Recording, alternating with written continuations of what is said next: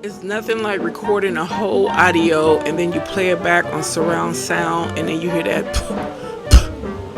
like you blowing into a balloon or something, or extra air coming out your mouth when you say certain words. But anyway, welcome back, subscribers. Those who are returning, I appreciate your support. Newcomers, thank you as well. If you enjoy what you're hearing, or check out my other content, make a decision and subscribe. If you choose not to subscribe, hey, it's all good. I stumbled across this story. I thought it was very interesting, intriguing, about Jimmy Walker, who was a mayor in New York in like the 1920s, and it's being reported that he was probably the worst mayor they ever had. To those who already heard the story, okay, that's cool, but you ain't heard it from me. You haven't heard me tell the story, and those who haven't heard the story, sit back, relax, and let's take a journey. Or let's go on a journey into the story about the infamous Jimmy Walker and how a dead woman brought the ravenous husband / playboy down. Shall we? Worst mayor ever is a phrase that few New Yorkers over the past 8 years can claim never to have heard. We've certainly had some duds, ranging from the merely venal to the outright evil. Fernando Wood, for example, was the pro-slavery mayor who on eve of the Civil War proposed the city should secede from the Union in sympathy with the South.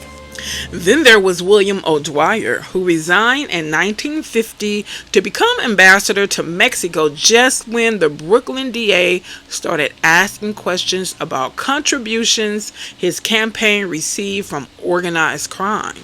For sheer panache, however, nobody could hold a candle to one of O'Dwyer's predecessors in the infamous Tammany Hall machine, New York's 97th mayor, James John Jimmy Walker. That's a lot of J's.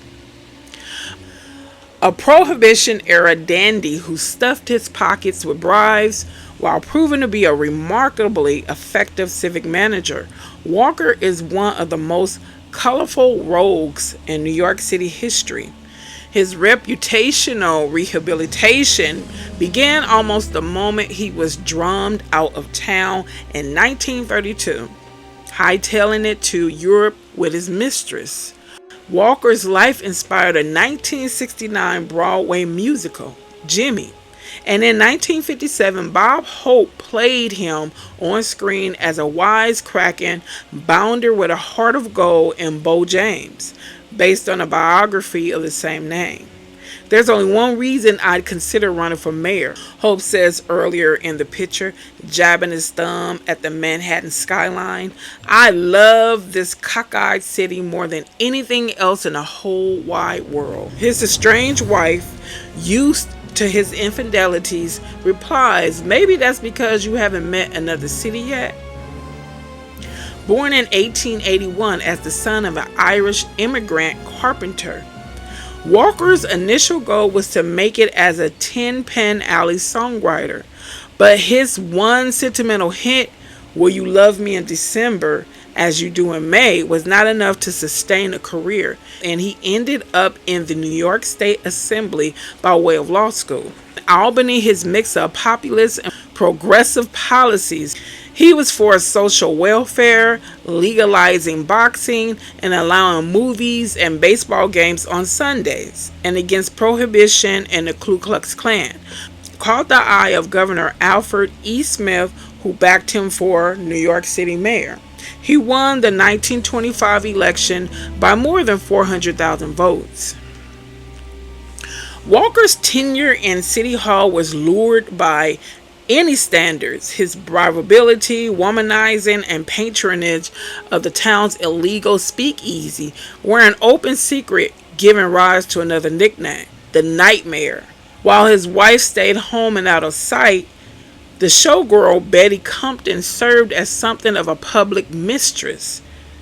He squared her around town in his $17,000 silver trim black Duesenberg with an open cab for the chauffeur, which he coldly referred to as a gift from an admirer. Such gifts were so flagrant, it was hardly surprising that under his administration, the police force became a national punchline for its perceived corruptibility. Walker was also infamous for his frequent vacations, short work days, which often consisted of just a few hours beginning at 3 p.m. When his political opponent and eventual successor, Fiorello LaGuardia, attacked him for raising the mayor's salary from $25,000 to $40,000, he quipped in response, "Why, that's cheap.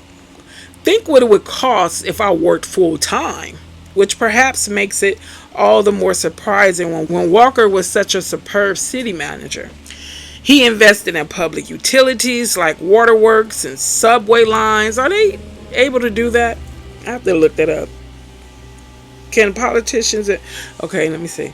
Created the departments of sanitation and hospitals and greatly improved the city's docks, parks, and playgrounds. So he was like... He sucked at his job, but he was also doing a good job. Even critics had to begrudgingly admit he got things done. That's probably because he was trying to make up for his indiscretions. Robert Moses, that other great remaker of New York, said of him, "Jimmy was the extrovert, the spontaneous eccentric, the sidewalk favorite, the beloved clown." He called him a clown. "The beloved clown, the idol of those who seek championship and mercy above and beyond justice. By his standards, that was a compliment." Voters elected Walker by a large margin in 1929, but by then the storm clouds had already started to gather. The first domino to fall was the unsolved murder of a notorious mobster, Arnold Rothstein, in 1928, which shook up the underworld and humiliated the police. It didn't help when investigators found records indicating the late Capo had been lending money to his honor, the mayor. Next came the stock market crash of 1929, causing social unrest that swept through the city like a tidal wave. Cardinal Archbishop Joseph Hayes blamed the economic disaster on the mayor's lax morality. The Seabury Commission, which investigated civic corruption, put him squarely in their sights, and an ambitious governor, Franklin D. Roosevelt, made removing Walker a centerpiece for his campaign for the White House. Then came the murder of a mistress who had testified to the commission about police malfeasance, and the mysterious disappearance of a New York Supreme Court justice, two national scandals that heightened the perception of the lawlessness in Walker's New York. Facing pressure from Roosevelt and questions from investigators about the various payments he received, he called them beneficence, not bribes. Okay. Walker resigned in September 1932. He and Compton were a steammate to France less than 2 months later. Now we should talk about Vivian Gordon, the dead woman who brought the infamous Jimmy Walker down. Vivian Gordon was a reputed prostitute and blackmailer, but her murder led to the downfall of New York Mayor Jimmy Walker. Besides her killers, the elevator operator was the last person to see Vivian Gordon alive late the evening of February 25, 1931. A petite redhead, about 40 years old, Gordon was wearing an ankle-length mink coat, a platinum watch, and a 2-carat diamond ring when she left her posh 3-room apartment at 156 East 37th Street in Manhattan around 11 p.m. and got into a Cadillac. As the toxicologist would discover, at around 1 a.m., she probably ate some sauerkraut, raisins, the white of egg, onions, and celery, and had enough to drink so that her blood alcohol was 0.2%. Shortly after that, Gordon was beaten on the head, strangled with a piece of rope, and possibly dragged from the car for an indeterminate amount of time. Her body was dumped in Van Cortlandt Park near the cemetery and the golf course, where an oil company worker discovered it on his way to the office at 8:20 a.m. According to the police report, Gordon was wearing a black velvet dress with lace trim and one white kid glove. The other glove lay nearby. A black straw hat and a black suede pump with a rhinestone buckle was found not far away. She was coatless, and her ring, watch, and pocketbook were missing. The case of Vivian Gordon obsessed New York City for weeks. I'm sure it did. It would obsess the country, city now. Well, I don't know. It was on page 1 of every newspaper and on the covers of magazines. Herald Tribune columnist Haywood covered it, and the Evening Post began the new school of murder, a series about the rise of the smartest professional killings. Fictionalizations were sold. Several newspapers, including the Post, compared Gordon's murder with that of Herman Rosenthal, who in 1912 had been slaughtered in cold blood for threatening to expose police corruption. The difference was that Gordon's murder would lead to a real investigation into police practices. Reading about the case in the newspaper in Albany, Governor Franklin Roosevelt immediately telegrammed Charles McLaughlin, the Bronx district attorney, to ask for the police report. He suspected there was a connection between Gordon's murder and the police frame-ups, and he was determined to get to the bottom of it. He had already empowered former Judge Samuel Seabury, a crusader against Tammany Hall, to investigate corruption in the magistrates' courts, where police and judges framed innocent women as prostitutes. But Gordon's death would inspire Roosevelt to give Seabury broader powers still, one result of which would be that in 1932, New York City's good-time mayor Jimmy Walker would be indicted on charges of corruption. Gordon was born as Benita Franklin in 1891 in Joliet, Illinois. Her father, a prison warden, sent her to the Ladies of Loretto convent nearby, where she was described as an insubordinate and tried to kill herself. After running away from the convent, Benita worked as a chorus girl for a while.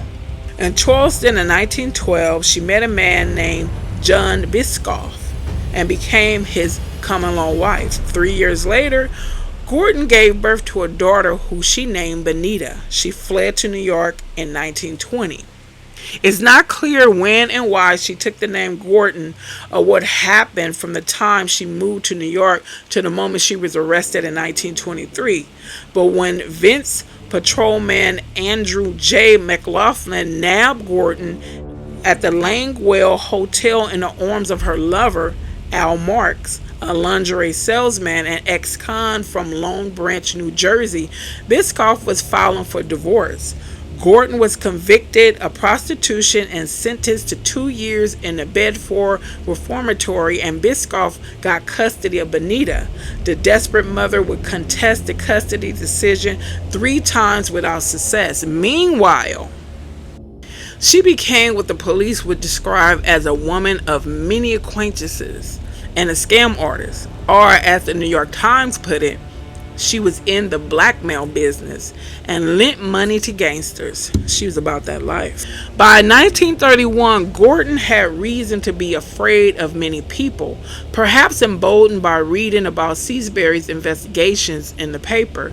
In January, she wrote her ex-husband, who was by then living in Philadelphia, threatening to reveal his dirty frame up.